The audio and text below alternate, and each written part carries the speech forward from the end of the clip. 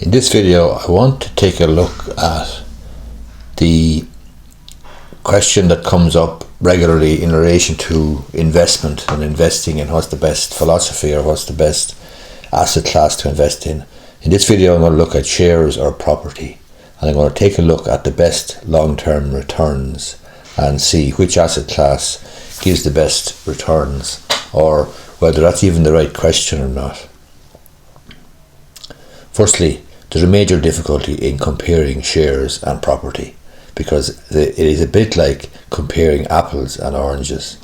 There is significant differences between the two asset classes.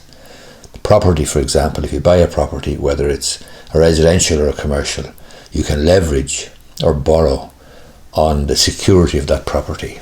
In other words, you might be able to buy a private house, a residential dwelling, for 10 grand, or for 10% down rather. Whereas shares, the likelihood is, if you go to the bank manager looking to borrow 90% of a shareholding with 10% down, you're going to be looked at as if you've got 2 or 3 heads. So the bottom line is, borrowing for share purchases or share speculation or share investment is not really an option, whereas borrowing to purchase a property is straightforward enough and is common practice. Secondly, there's the question of liquidity. Liquidity obviously is the ease with which you can get your hands on cash if things go badly with your investment, or if your circumstances change and you suddenly need to get your hands on some of your capital in the form of cash. Clearly, selling a house, depending on the market and so forth, and with legal fees and the legal procedure and marketing the property and so on, is going to take a while. And realistically, from start to finish, you could be looking at anything between 1 month and 6 months. Whereas shares, you can buy them and the money can be deposited, or sell them rather, and liquidate them. The proceeds of the share sale can be in your bank account on the same day, so there's a big advantage there for shares. There's a question then of utility. Clearly, you can't live in a share, you can't rear a family in a share, whereas you can live in your house, you can live in a property, you can rear a family, you can even use it as perhaps a work from home situation, or you could even run a business from home very easily in a little home office or from wherever. But clearly, the property, residential property certainly, or indeed commercial property, has far greater utility in terms of being able to use it on a day-to-day basis. Shares then will allow you to invest in foreign markets in a very easy to access way. In other words, I can and have bought shares in the UK, in Europe and in the United States. So I can buy shares in Google or Amazon or Twitter or Snapchat, and I can buy Ryanair shares, and I can buy UK shares in Lloyd's of London and HSBC and British Petroleum and so forth. Whereas if I fancy that a particular property market, for example the UK property market or the property market in North Carolina, is worth investing in, and I want to do that, it's not going to be easy. Whereas I can do that very, very easily, invest in shares in any of the global markets with the push of a button or the click of a mouse essentially on my PC. So there's an advantage there for shares. Property then, in terms of, as I say, investing in different markets, it's much more difficult, and to all intents and purposes you would be restricted to Ireland if it's a residential property that you're buying. Taxation then, there's good tax breaks for a home loan and for your mortgage, and writing off the interest and so forth against your personal tax, whereas you mightn't have the same tax breaks in relation to shares. A further difficulty in comparing the two asset classes would be transaction costs. So the transaction costs involved in buying a property, whether it's residential or commercial, will be fairly significant, because you're going to have professional legal fees, other miscellaneous fees, legal searches and so forth in relation to property, whereas you'll have stamp duty.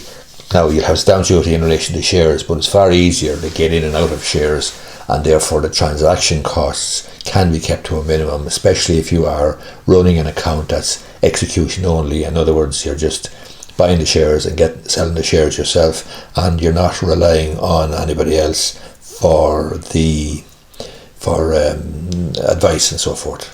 Interest rates then is something that you need to consider obviously as well, insofar as if you have invested in property, you're going to have a good size of a mortgage. You will be susceptible to interest rate movements and obviously interest rate increases, whereas buying shares, you're not going to be having the mortgage or the borrowing to the same extent at all, and you won't be as susceptible to interest rates. Let's take a look then at the situation in Ireland, for example, from 1990 to 2018. I did a bit of research there and I came across a particular article on the Irish Times website, and they took a look at, based on Central Statistic Office statistics, how various asset classes performed between 1990 and 2018. The article was written in 2018, and the key thing here is that when you actually entered the market was obviously of great significance, because this particular period of time covered the whole boom and bust that was the Celtic Tiger in relation to property. It also covered the dot-com bubble and bust in relation to shares. So it's interesting to have a look at this period of time. But as I say, when you got into the market and when you got out will have a fair amount